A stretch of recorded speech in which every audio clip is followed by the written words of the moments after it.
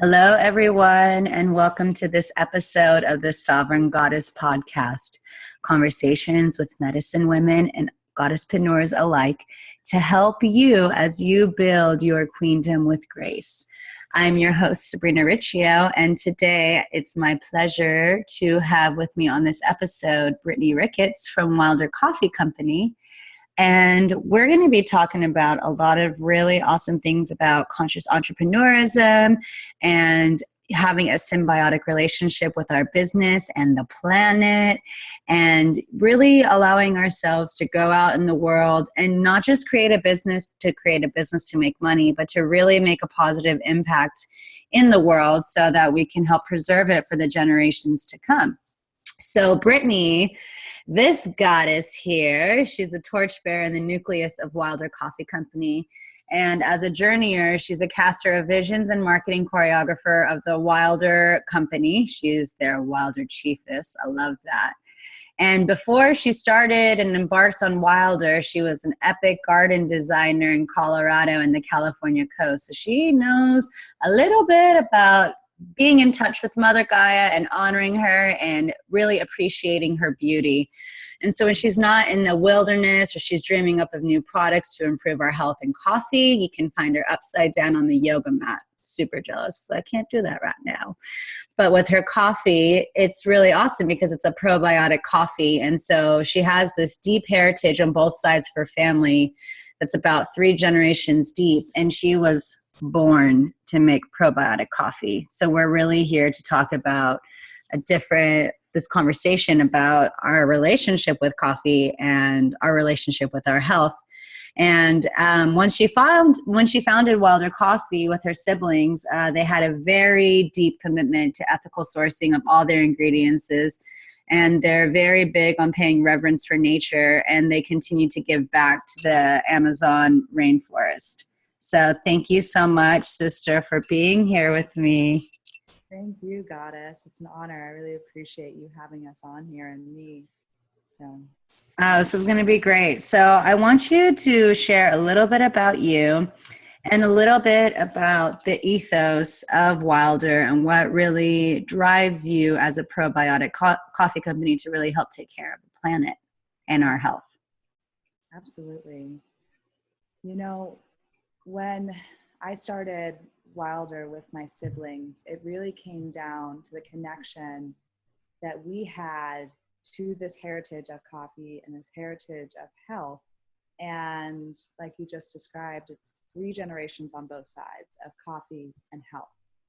And coming with the background of landscape architecture and garden design, I really felt this need to continue to co-create with nature and continue to have this conversation connecting humans to their intrinsic value that they feel when they connect with nature and they do good things for nature, right? And so when I got the call to come in and do Wylder and kind of give up the landscape design world, I was like, what? Like, I'm already doing my work, you know? I'm already showing up to connect humans and nature. And a few months after the call came in, and it came through my father, who brought the idea to the table, we sat back and I sat back and I tuned in and I was like, all right, you know, Great Spirit, like, what is this about? What is coffee about? And I got a really clear message that it was about connecting humans to their health through a conscious company that had a huge give back to the Amazon rainforest. And there's always been this really juicy piece of my heart, like this very beautiful jewel in my treasure cove of the heart that has been there authentically for the Amazon rainforest, right? And like, I can't quite tell you where that is. It's the heart, it's the blood that flows through me. And so the one thing that I really learned about how to preserve the Amazon rainforest was through an experience I had when I was in college, when I lived on the Mount Ute Reservation for a summer working for their environmental department. And what I learned through that experience was that the best way for me to help an indigenous culture with indigenous resources make a positive impact in their resources and in their land was by me helping them empower themselves. And so in the Amazon rainforest, we have all these awesome fringe communities that live on the edges of the rainforest. And our give back with Wylder is about empowering those communities to keep their land intact, because it goes like this. Like, you got the rainforest, and right on the edge, you've got these communities. And so these communities are kind of like the front lines to the rainforest. And if they fall, people can go into the rainforest and continue to mine it and log it. And so I'm like, all right, I got to keep these people, we got to keep these people standing to help them continue to protect what's within, because there's not the government agency to go in and be like, hey, you guys shouldn't be logging here, So Wylder is this beautiful entity which provides probiotic health into the bodies of the people who drink it. And, we all know probiotics is this great buzzword, and we know it to be good for us. And I'll talk about that a little bit later on. But the avenue of us taking care of our own internal ecosystems of our digestive health really kind of beautifully plays over to us continuing to take care of our ecosystems like the rainforest. Because the inner creates the outer. Amen. Yeah, it's like that's something that I know my thing for 2017, and I'm starting now, is to really be more proactive with my health, especially my digestive health, because I've had like candida issues for a long time. And I know a couple of episodes before we talked with Sahara Rose, and she's very big on candida and digestive health and knowing what to put in and what not, because if you have good digestive health, then essentially you're going to be making smarter choices, because the gut is really like our third brain, like after the heart, because they always say like the heart's like the real brain that's going. And then there's the brain, obviously, but the gut really allows us to absorb the nutrients that we're eating and really help release the toxic beliefs and the thoughts, so that we can allow this like beautiful, clean energy through us. And then that helps permeate into everything we see. Absolutely. I mean, that is the cognitive abilities that tie into our digestive health it's surprising that those two being like so far away from each other on the body, but it really is a really deep connection of our cognitive abilities and our clarity and focus within our mind being tied to how our gut is digesting and processing our food. And with good bacterias like probiotics, we are supplementing the gut with positive kind of little soldiers in our gut that are continuing to get rid of yeast like candida and get rid of bad bacteria, so we can continue to have a clearer mind. And one of the coolest things I've learned over time is that 80% of our immune system resides in our gut. Right. And our serotonin, we have a lot of our serotonin that's generated in our gut. And, you're talking about empowering these indigenous tribes and these people. And if like the empowerment really comes from our solar plexus, and that area is our gut. So it only makes sense that you're creating a coffee company with probiotics, and the intention and the drive is to really connect to the indigenous, and if you're empowering them, you're also empowering yourself by making smart choices about what you're ingesting and what you're consuming. And I feel with a lot more businesses, I know I'm working harder too on supporting businesses that have that kind of conscious blueprint and are very focused on like doing some good. Like I'm coming out with my line the end of January, and it's a hydrosol line. It's called Gaia's Alchemy. So I like to see it's like medicine from Mother Earth. And the whole thing is to help you with, feel empowered, or to feel creative, or to feel expressive or grounded. And it's by really allowing yourself to like live with that intention. And each of the proceeds are going to a different nonprofit. And so I think that's where the future of business is like making a conscious impact. And it's not so much about how much money you're making, but how much of an impact you're making on the lives of your consumers. And I mean, you're doing that with your health, and then also looking at the macro picture too. And it's like, how else can I help serve humankind and mankind? or even the planet. Absolutely. Well, I feel like you touched on a couple really beautiful things right there. And it's so beautiful to continue to see other women do exactly this, like you're doing, is that we have the opportunity with our purchasing power to support companies and to make choices when we create our own things that empower all of the entities which are involved, like the farmers or the harvesters of your essential oils and your hydrosols, and the give back that goes to it. And like these full circle, almost cradle to cradle sort of scenarios are what our generation is inspired by. So Right. from the side of like marketing to the actual doing, like it feels good all around. You know, people feel really good when they are part of something and that they are giving back to the world in a way that they feel passionate about, you know. And I got to talk to you last week a little bit about the kinds of organizations you're linking to, and you're all over the board in the most beautiful way. You've got like humanitarian organizations, you've got environmental organizations, and all of these great ethics like mixed into the soup of each hydrosol you're producing.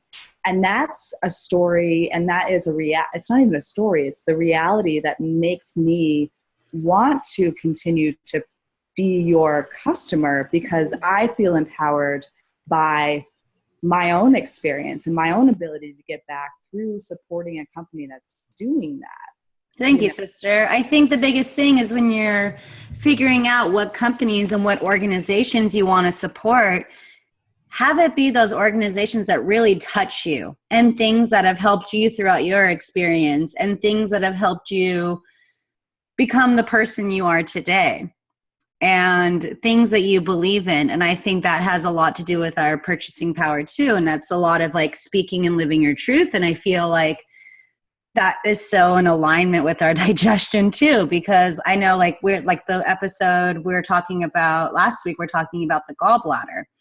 And the gallbladder is still part of that digestive health, and it's part of that liver and the nutrients you're eating and absorbing. And if you're having funky stuff there, then your thyroid's out, and your thyroid is really allowing you to like speak and live your truth. So even though like there's like a big separation between these different in terms of space in our body, they're still very connected. And people just like, we can't have these quick fixes anymore because they all work symbiotically within ourselves, the ecosystem within ourselves and all our different organs, just as much as we work outside of ourselves. And like, I think the biggest thing that we really honor as part of our generations, we believe in fair trade.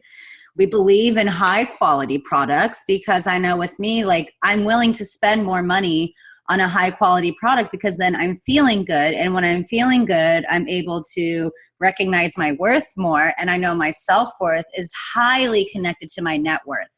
And the things that I'm creating, I will be provided for to help me keep healthy, to help me sustain myself as I go out there and navigate. The universe will support me, you know, and like I will have all of the needs that I need in order for me to be able to supply a service or provide an opportunity or to teach in a way that helps support the other people. So I really feel like we have to also work on healing this lack mentality too. And we have to work on knowing that the world is abundant, we're abundant, the universe is abundant, and we have to be able to honor that. Yes, we can be aware of what's happening and what's going on, because a lot of our rainforests are getting cut, and you know our water's getting polluted, and like there's still like there was just an oil spill that's like 2.5 hours away from Standing Rock the other day. You know what I mean? Like these are real issues that we're here to address, and we have to be able to be healthy within ourselves in order to keep that sustainability alive, to be leaders. Like we can't be effective leaders if we're not healthy and we're not nurturing and taking care of ourselves with self-love and with health and with drive to really do something really powerful. And if it's something we believe in, we have that passion, and that passion will help drive us to that success. Absolutely. Yes. So I really wanted to talk about what it was like for you to, you know, you were on one path of doing landscape design, and here you are still helping nature, and you're still connected with nature in a way, but you're now on a path of continuing the family business. And what has it been like for you to have total surrender and to trust in the guides and to know that, like, okay, I got the message. This is the clarity. This is where I'm being led. I will be supported, but I need to have faith. Amen. You know, about a year ago, when this really came in and came really clear, I really had to tune into myself, and I had to work with my tools. And the mantra that came through was surrender freer and be here now. And the surrender freer one was my godsend. I mean, to sit down and go, I am surrendering myself up to the darkness, to that which is totally unknown. You know, at that point, I was designing gardens and had no intention of starting a product company. But I knew that I had all of the skill set and all of the tools and all the experience to do it. So it just was a new avenue. And when it came through with this passion to want to do it and the integrity of how it was going to help people and help the world, it was an absolute yes. And so I had to trust it, you know, and that was probably the scariest moment, was to sit down and go, okay, I am going to open up and let what I feel and know in my higher self, and know, because it's what all of my guides and intuition are telling me is truth. I'm going to trust it, and I'm going to lay down my ego. I'm going to lay down my identity around being, you know, a successful designer. And I'm going to lay down everything that I've thought I was working towards in order to do this new thing. And that kind of sounds crazy, right? But when you get these big calls, when you feel them intuitively in your body, you can't let them go. And you know that when we suppress them, things start to kind of break in our world, right? Because and you have to learn the lesson again down the line, and it sucks. It's like it comes at you and it hits you so much harder than the first time, because it's like the universe knocking you outside the head and being like, I wanted you to learn this the first time, but now you're going to go through it now. So let's do this ride. Right? Go on. Yeah. So like I had to use my tools. I mean, I've been a yogi since I was 9. And so like that was always one of my tools, but I never used it in the way that I use it now. You know, I never sat down and meditated and like got in tune with myself and pulled out my crystals and listened to my tarot readings like I do now. And like that stuff is woo-woo for a lot of people, but I know for this sovereign goddess community, we all know what we're talking about. Yeah. I mean, this is like daily routine. Right? For us here. Yeah. It's like, oh my God, I know I haven't been feeling right. I haven't pulled my card today. It's like, oh, where are my affirmations? Totally. Amen. And literally, I mean, I've kind of set up universal triggers. You know, I've been like, all right, universe, like I've continued for the last 2 months to see 11 everywhere, which Me too. Yes. The pillars of light. And it's like to recognize that's you being the light by leading with example, you know? And to me, that's like, if you're on that path and you're seeing the 11s, it's like, all right, I'm being the pillar of light. I'm being the light I wish to see in the world. I got to keep going. Mm-hmm. And I've created a really cool tool and trigger, like in my noticing of that, when I see 11s, I always stop and look back and think about, what was I just thinking when I saw that? Mm-hmm. And I'll try to, like, at first I kind of had to make a skill out of it and try to think back. It's an awareness. Right? Mm-hmm. And then once I catch that thought, I think, okay, is that in alignment with what I'm trying to create? Or am I having like kind of a psychosis? You know, like, am I going through a psychological loop that's not in tune with the higher vibration of what I am wanting to create with Wylder, or what I'm wanting to create within my life and then within my relationships? And really, you know, this whole life game, life, relationships, all of it, it's all one and the same. And when you're living your truth and you're living your passion, it all feels the same. And it all feels beautiful and abundant and fun. And these really cool triggers that, you know, we can set up in our daily life in the physical realm for me, are very helpful, because it makes me question myself and like get in alignment when I might not be necessarily sitting on my yoga mat getting in alignment, And you find that too by being in touch with your body. And it's like, if you have good digestive health, you become more sensitive to that too. If you're just like numbing yourself out with junk food, you're disconnecting to your body. Oh yeah. It's a huge difference. I mean, I know that like all of us who, I would call myself a detox junkie. Like I love a good boost cleanse, I love a great raw food regimen every once in a while, to just like hone it in, clean it out, clear it out, and then to go into, I love a good yoga retreat too. I think that taking these times to clear your mind, and we all feel really good when we come back from these sorts of because it's self-care, and it's like you taking the time, and it's you really like saying like my health and my happiness and my well-being matters. And it does. And we all know it when we do it. It feels so good.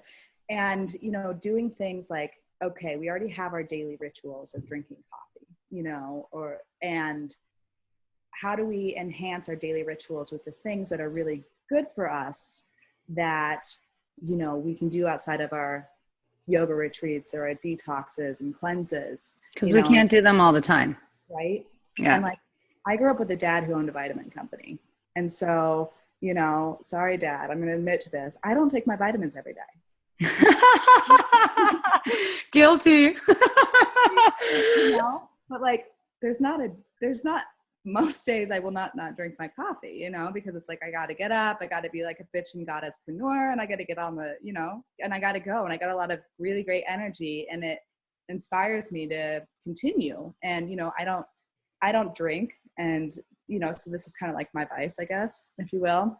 And so I was like, okay, when my dad came to us with this idea, I was like, man, this is good. Because like, if I could take my probiotics every day and drink my coffee every day, I am stoked on life. Because like, I might miss my probiotics, but I'm, in pill form, I might miss my vitamins, but I'm not going to miss out on my cup of coffee when I need it.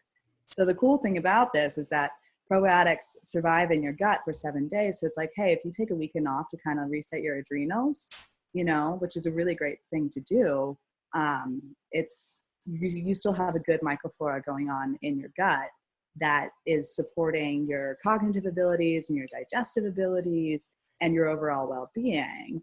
So when Wylder happened, I got it. I was like, this is brilliant. And I need this, like I'm a great consumer for this product because I'm a busy gal on the go, as most of us, wonderful entrepreneurs are. And it's awesome to feel like you're making conscious purchasing choices with good companies. And it's awesome to know that you're taking really good care of yourself on the daily.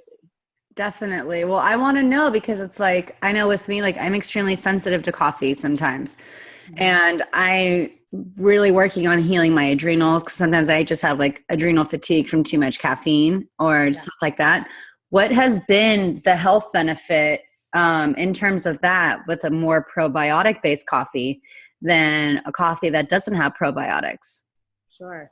Well, I'm going to tell you an experience that has been a really common experience that I find really exciting and really unique. And what the common experience has been is people, when they drink Wylder coffee, continue to say they feel really calm and they feel they don't have the coffee jitters. Mm-hmm. But they have the ambition and the inspiration to accomplish things like they're used to coffee giving them. And people are like, what is this about? And I'm like, honestly, that's magic, because that obviously has something to do with the probiotics within it. And it makes sense as to how, a healthy gut is making a cleaner, happier body, mind, spirit. And so I'm really thrilled to hear it. And it's kind of literally at this point, it's magic until I go into clinical testing and starting to understand exactly what the mechanisms are as to why people are getting this feeling. Right now, we're just recognizing it's a common thread through multiple people in different regions. So, that's awesome. Yeah. Yeah. Cause sometimes like I can tell, like I feel it when I'm like, oh man, I should have not had that. Cause like, I'm like on crack. Sometimes it's like, I feel like I took Adderall and I'm like, oh my God. And then there's other times where I'm like, I feel uplifted and calm. But I think because, you know, there's so many coffee brands out there. And I love what you guys are doing too, is that make it unique. You have all these different blends of beans. So if you can just talk a little bit about that. Yeah. So we ended up with one great product. And we came up with one product because we're like, we just need to hit this one home. And we know we've been in coffee for 3 generations. We know how to source beans. We know about the ethics behind coffee, from fair trade and fair trade regions that aren't certified fair trade, but are doing awesome farms that, you know, we've been connected with, over time. And so what we did is coffee's like wine. I'm going to break it down real simple. Coffee is like wine. And so each year, each region has a different flavor palette that you get out of it, just like each year with wine. You know, 2012 versus 2016 is a very different palette when you get, you know, a Sonoma wine. And so when we sat down and we go, okay, we want to blend coffee and we've got a flavor, a taste that we know we want to get to. And we've developed this with roasters and brewers in our community, and just common coffee drinkers too. But the taste is what we want to continue to pursue. So we know that next year, let's say if like one of our beans has a pest that comes through and wipes out the crop, we can supplement, let's say, with like a little bit of Ethiopian and a little bit of Peruvian, and we can get back to that flavor palette. So rather than compromising the integrity of the coffee itself by going, okay, we're going to conventionally grow, just get like 100% Brazilian coffee, you know, and we can continue to get similar coffee if we do 100% Brazilian that's conventionally grown, because the crop's going to be somewhat the same because it's got all the pesticides and herbicides to continue to allow that coffee to grow. We said, okay, we're going to go with organic, and then we're going to go with organic grown in biologically diverse areas and under really strong ethics with how the people are paid and treated. And so we decided to go with this kind of like not just base organic, but this higher level of organic with really strong, beautiful ethics and really great ecological systems around it, so that we could hold the integrity we had in our heart. And we knew that that wasn't going to let us have a single origin coffee. I think what that does too, it's like, one, it makes you more of like a global citizen, you know, and when you're drinking this cup of coffee, you're drinking the love from different people and different groups and different backgrounds and traditions. And if you're starting your morning with that, I'm a firm believer that the products we use and the products we consume have the energy of the people that provided it. And so if you're like working with these higher fair trade and you're working with these families and these groups of people, you know what I mean, that are so passionate about it. And I'm sure they're probably stressed out when their crops aren't the best either. Oh, you know what I mean? So if you're drinking this conventional coffee, you're drinking like they're stressed out because I'm sure, knowing them, because that's their whole livelihood is that coffee.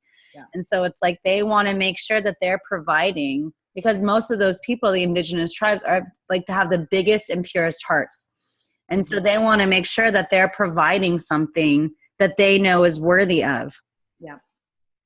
The coffee industry, from craft roasters to farmers, is this beautiful community. And like, I've never been, you know, being in the architecture community and then being in coffee, the coffee community is such a loving community of people who all want to take care of each other.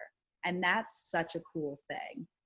You know, because in the design world, there's a lot of competitiveness of like the, you know, who's better. Yeah. Right. And I get it. And then in the coffee world, there's a lot of like connection to nature, people just wanting to provide a really beautiful and delicious thing, and people having a lot of lineage pride in it.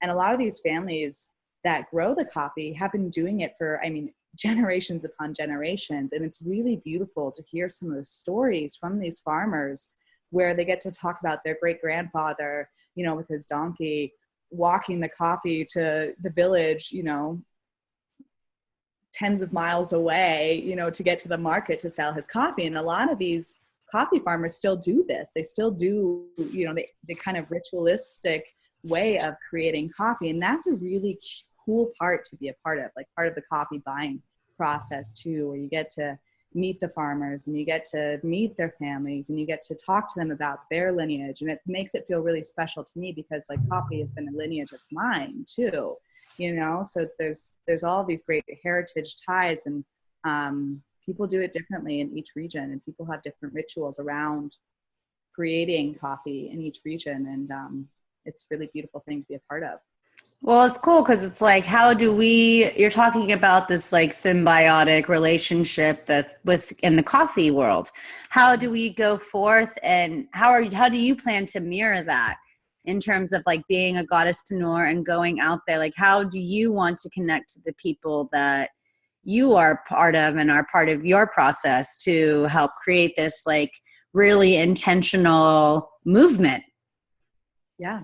Absolutely. I mean, that's when I reached out to you, Sabrina, we got to really talk about this. Like, that's why I reached out to you, is I was like, Goddess, this is great. Like, I want to continue to connect these wonderful, beautiful goddesspreneurs together. And you're doing it, Thank you. Podcast and through your Instagram account. And I'm really proud of you. Oh, thank you. You're rocking it. And I really feel inspired to, continue to grow the conversation of this, because I think at this point we have so much positive action takers in our world, with the election and with Standing Rock. We have so much energy around taking action and making conscious decisions. Empowerment, right? Yeah. I feel like it's going to be the buzzword of 2017. It's just like empowerment. Bring it on. Everywhere I see, it's like everyone's talking about the rise of the Phoenix, and this like 2016 has been a year of completion. It's been a 9-year. It's been a rough year for a lot of people because, and like, it's so crazy. The sun is shining right now, like over us, as like we started this part right here. And, but it's cool because what I'm seeing is like a more of like a strong sisterhood happening from different backgrounds of business, like you're in the coffee business, but we're still in this health kind of field, like this health profession, but it's like a subcategory. And so I feel like there's like this like massive umbrella that we're all under, and where each of us are able to like provide different avenues, but still kind of have that same deep intention of health. Yes. And I think weaving the sisterhood is so beautiful and powerful and empowering right now. And, how I see goddesshood changing is like, I think when we were children, and I'm going to contrast a little bit just to add to the story, is when we were girls, there was a lot of media around comparison. Totally. We really identified ourselves as separate. And now we're feeling this huge pull to come together and to empower people. We're healing that. Absolutely. And yeah, it's the coolest thing ever. I hear you. I think a lot of it has to do with when we were children, we were still kind of like in a fog of like either like a past life or the history of women. And it was like competition for a while. Cause I mean, before it was like very like communal and the like red tents, but we lost track of that when we became more of an industrialized society. Yeah. And that was like the whole idea of like the women competing in a man's world. But what I'm really feeling, it's like there's a rise of women coming up, and it's like, while women aren't equal to men because we obviously have different bodies and we have like different sources of energy and we give birth, like we're still brothers and sisters in this. But I think it's important for women to connect with other women.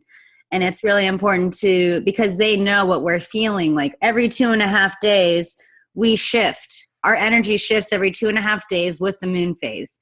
And so that's why when men are always like, women, I can't understand them. Yeah, you can't understand them because they are literally shifting every 2.5 days. But if you're working on like mapping your woman's emotion, your partner's emotion with her, then you'll know like, these are the days to like back off. These are the days to be more compassionate and more loving. These are her more sensual days. These are the days where she's like on a mission. And so it's like understanding that like we shift like with the tides, and we change, and to have other women. And I think because more and more women are stepping up and becoming more leaders and like really stepping into their roles and really healing their fears and like their insecurities and understanding like they're beautiful the way they are. You know what? The first thing that comes to my mind is like the 90s.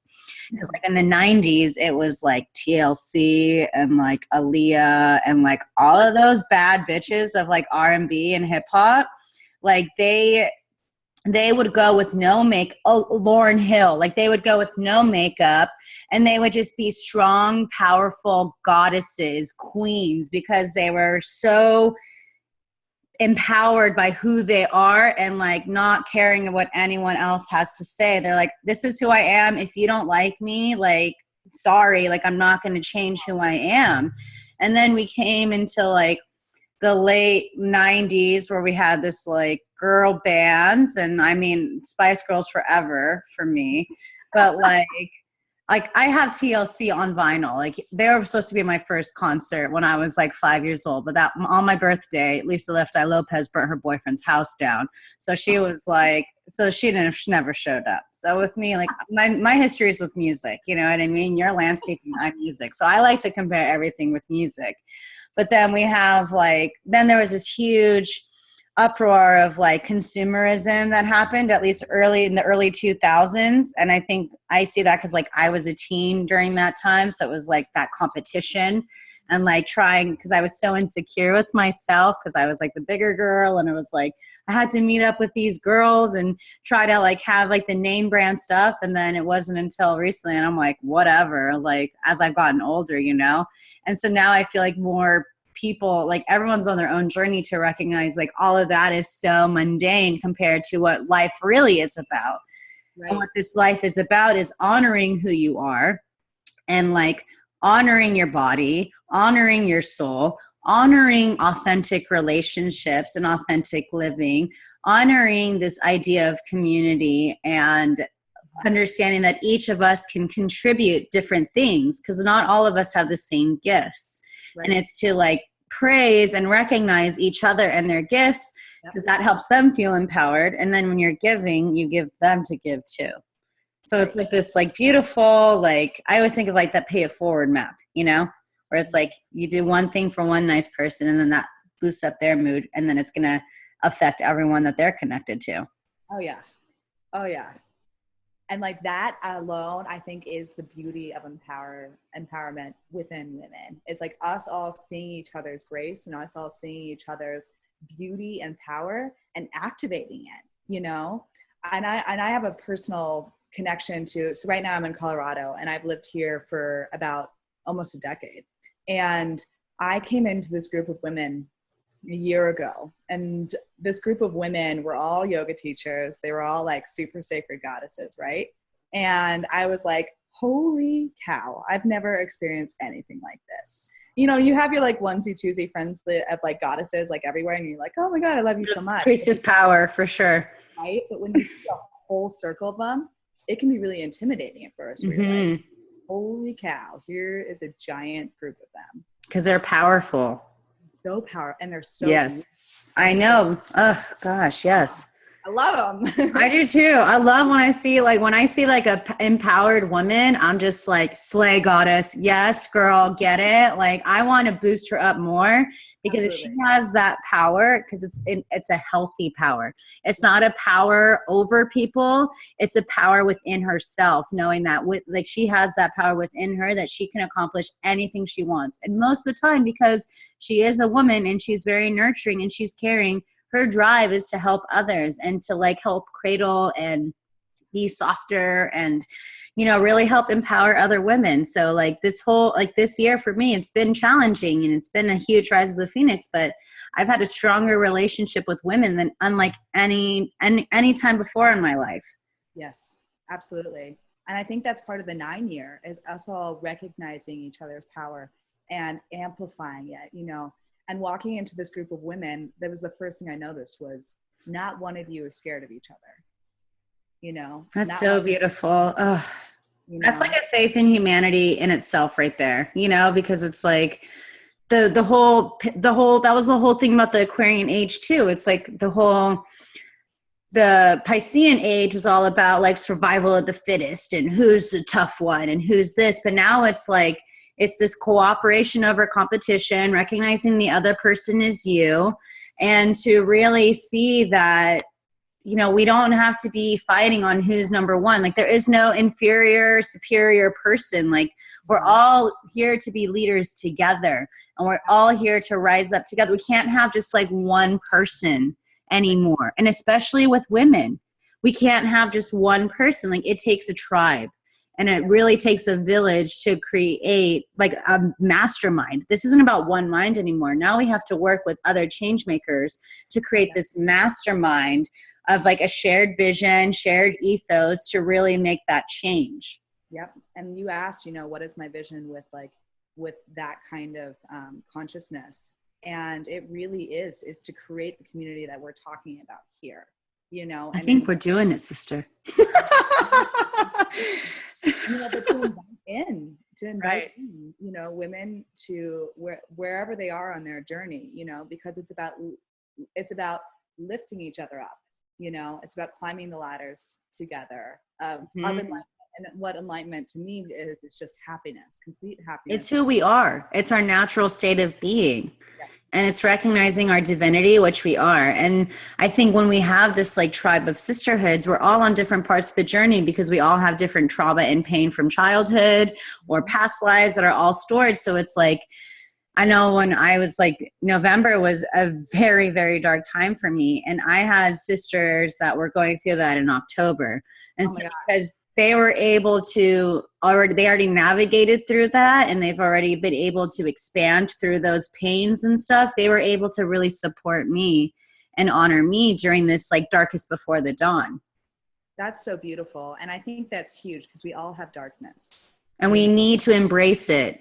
Oh my gosh, we have to go into it. Yes. And I remember really similarly to what you're talking about during the fall. And I think this was something that a lot of people were experiencing. Post-election. Oh yeah. Yeah. I sat in meditation. I spent a month by myself in Montana this fall. And girls, go spend a month by yourself. It is the greatest thing you'll ever do. Totally. And it's messed up in so many ways too. And I sat in meditation on the floor, just like zoom into it. And I saw lots of Kali, you know, dancing around me.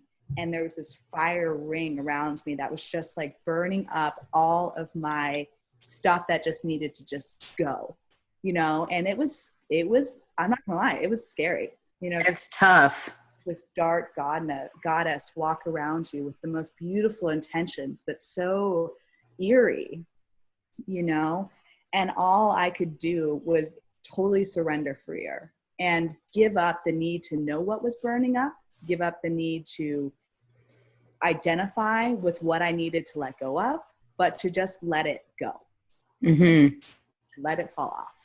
And that took a few days. It wasn't like an instant, you know, that I was like, oh, and I'm cured, right?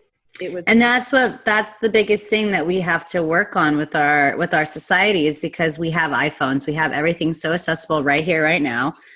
And we need to be able to honor the healing journey, and we can't rush the process. Yes, there are tools we can use to help us really like pinpoint and really like get into the root, but we can't just brush it off and be like, oh, I'm good.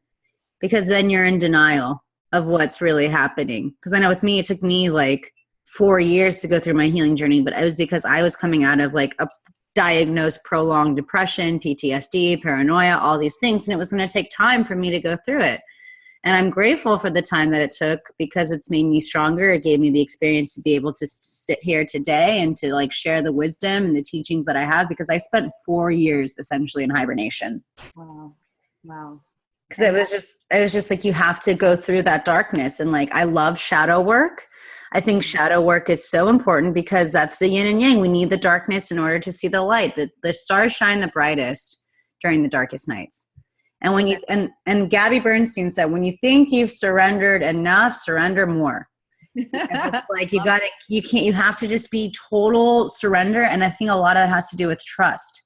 Yeah. And it's like trusting in a higher power, trusting in yourself, trusting that all of this is being divinely guided. And I think that has a lot to do with that having that faith. And to me, faith has been my go-to word for the past 4 years. It's like, Yeah. whew, even if you have the faith, you know, the Bible would say like the faith the size of a mustard seed. And I believe that because, and I got the aha like a week ago, because one atom contains the whole universe.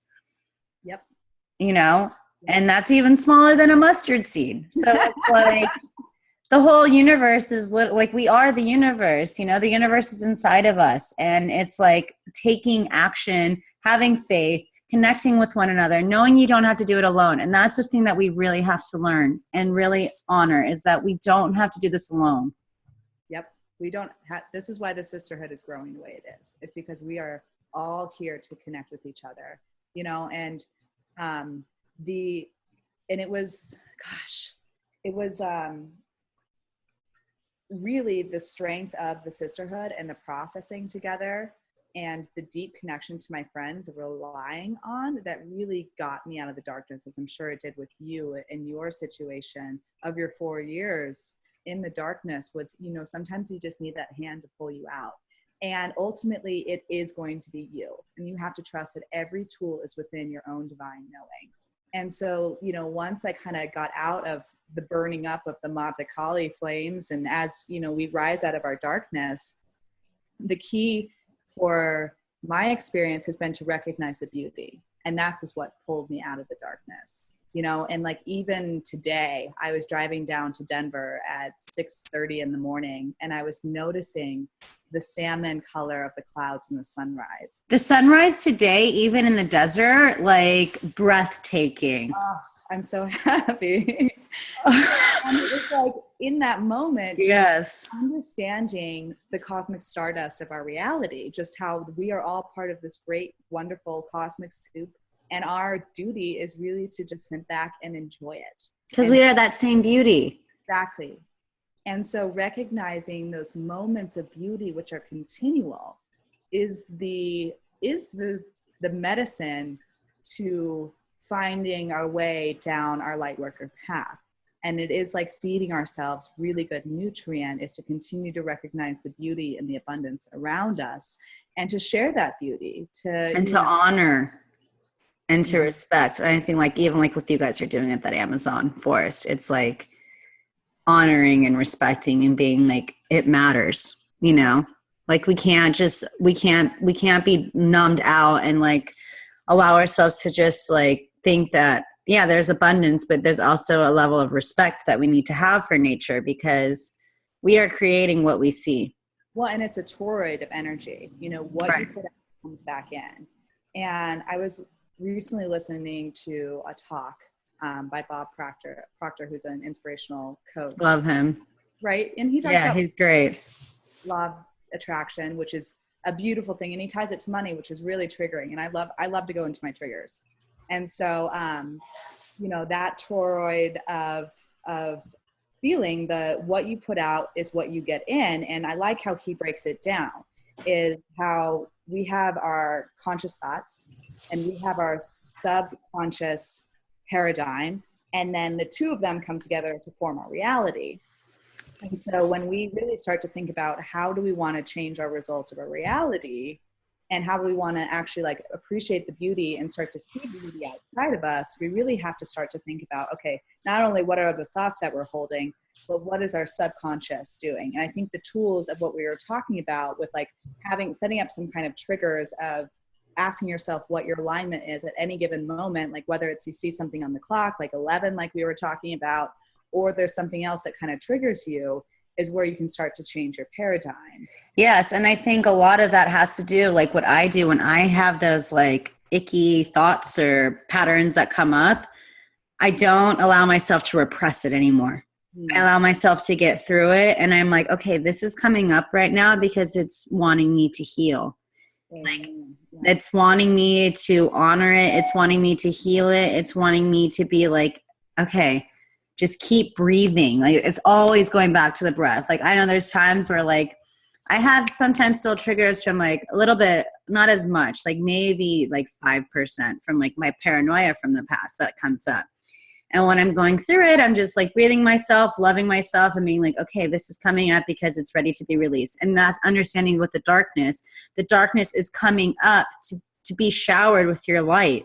Mm-hmm. Like you are that pillar, you are that light. And so when you have that darkness arise, be with it, because it's still part of you. And it's that part that's been repressed, or, you know, from your childhood mostly. And I think the biggest thing is like, we have to balance this lower triangle of like our root chakra, our sacral chakra, and our solar plexus. And those are developed during, like, before we become like in our 20s. Like that's all of our childhood and teen kind of imprint that we have, and the beliefs and the fears, the dogma, all of that. So once you allow yourself to get into that depth, and that's the foundation, because that's the foundation you need to be able to build to live in the heart. And then once you live in the heart, you're up at the higher 3 chakras. So when you're at your throat, your third eye, and your crown, those are your spiritual bodies.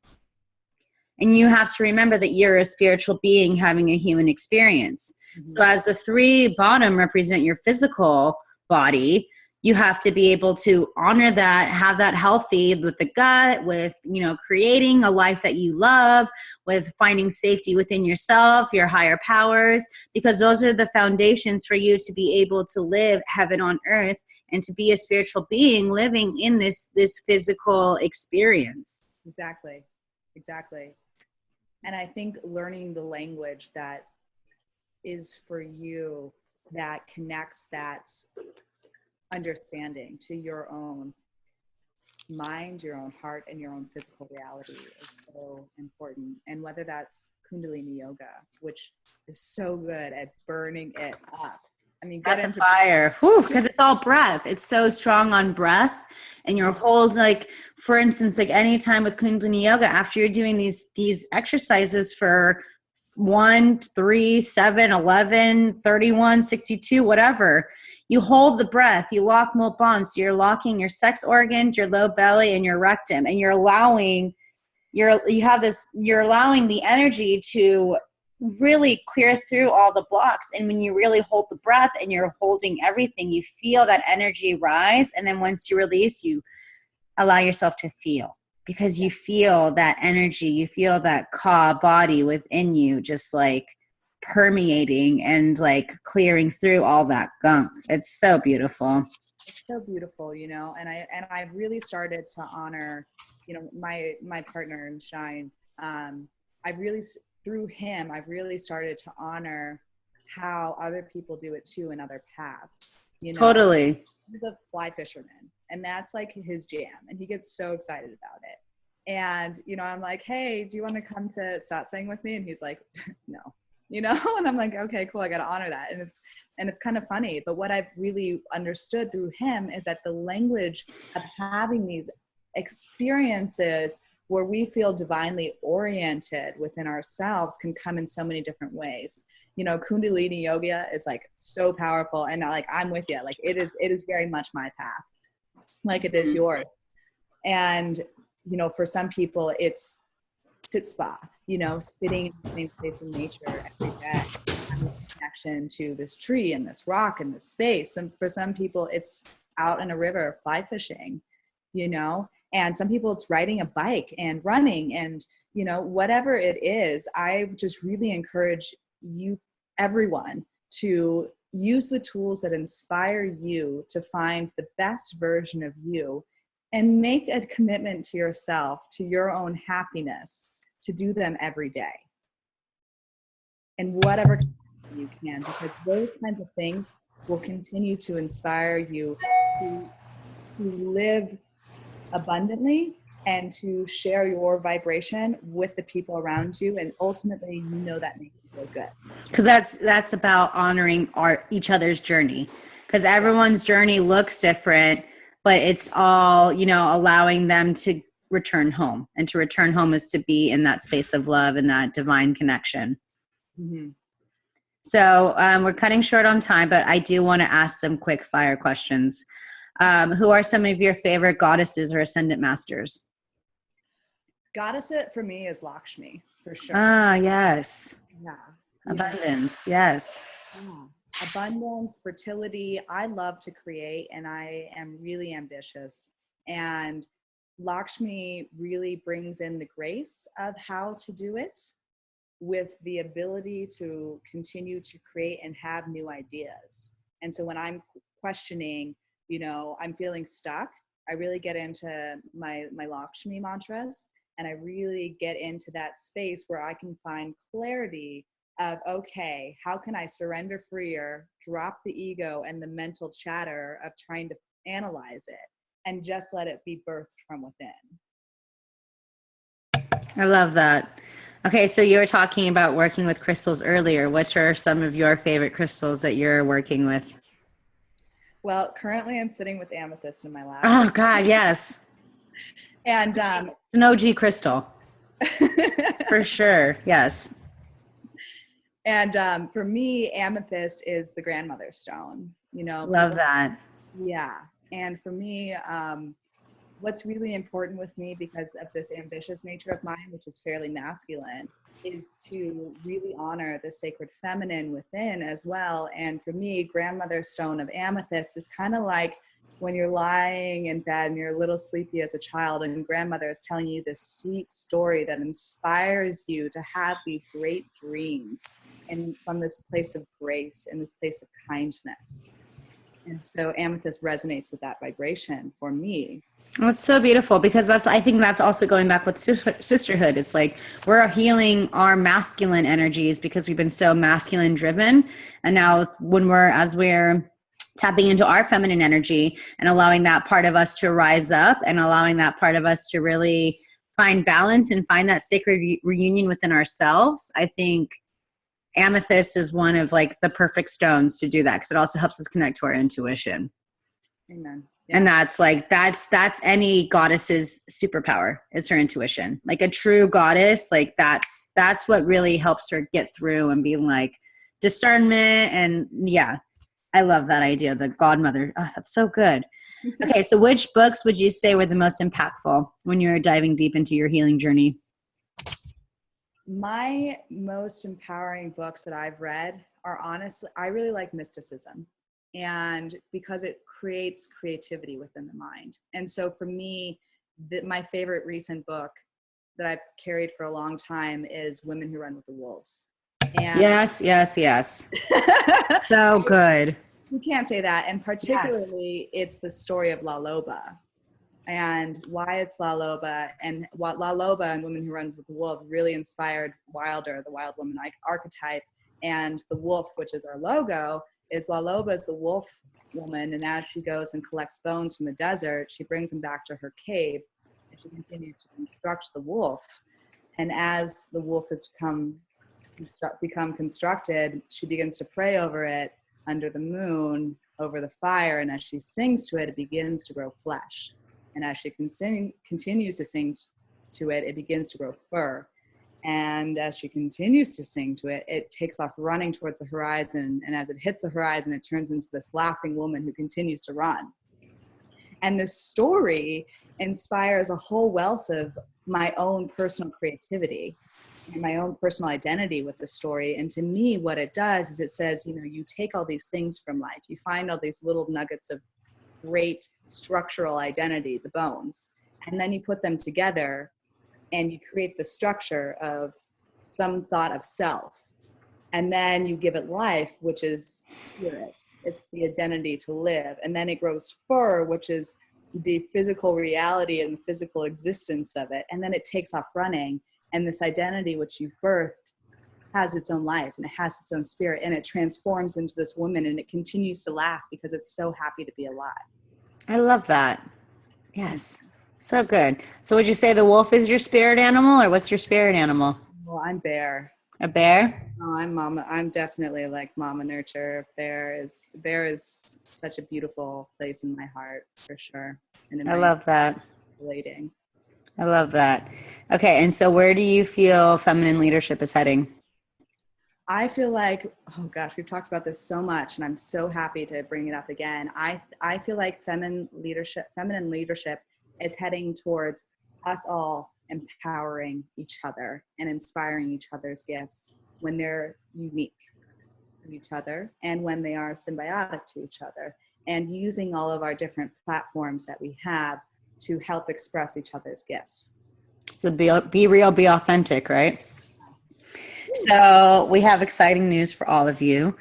Wylder Coffee is going to give us a nice coupon code for anyone who listens. And we use the code Sovereign Goddess in one word, and tell them what they get, Britt.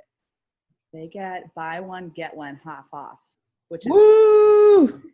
so that'll get you about $20 off of your order, which is like awesome. So I'm stoked to share that with all of you goddesses out there and get your digestive health going and tie it into your cognitive health and your overall well-being, and get you on the journey of taking really great care of yourself on the days, you know, in between your detoxes and your rituals and your yoga retreats that you do, to keep up that great spirit and that great ability to show up for yourself and for your community. Yay. Thank you so much. And where can we find more about Wylder Coffee? We have a really excellent website, and it's Wylder So Coffee. beautiful. Thank you. WylderCoffeeCo.com, and it's WY. So WY, WylderCoffeeCo.com is the whole link. So I'll find you there, and you can find out more about us, more about our ingredients. The biggest question we always get, which we didn't talk about at all, about how do our probiotics survive within our coffee. You'll find out all that information there, but they do. We leave the suspense for the viewers. It's for them to find more. Now they have the little taste. Well, I wanted to thank you so much for joining me, because this was such a empowering conversation, and it's the last one that we're really going to have in 2016. So this was a way for us to really set the foundation for us to really go out there and make 2017 like our bitch. And that's like, we're here to like really roll with it. We're here to rise up. We're here to support one another. And this is our time, ladies. This is the time for us to really, we have the perfect opportunity right now to show the world what women are really made of. And we are here to create something beautiful, something symbiotic, something intentional, something that is driven by an ethic that is all about love and compassion and understanding and recognizing the importance of Mother Gaia. And we're here to really help support her and love her and honor her. So thank you all so much for tuning in. I love you all so much. Thank you so much, Brittany, for taking the time and to share about how we can really start our morning right. Thank you, Goddess. And thank you, all of you goddesses, for tuning in too. I'm really excited to co-create with all of you in this great identity of sisterhood and womanhood and goddess entrepreneurship on this planet. So yes. Girl power. Girl power. Thank you, everyone. Take care, and we'll see you next time. Ciao. Ciao, ciao.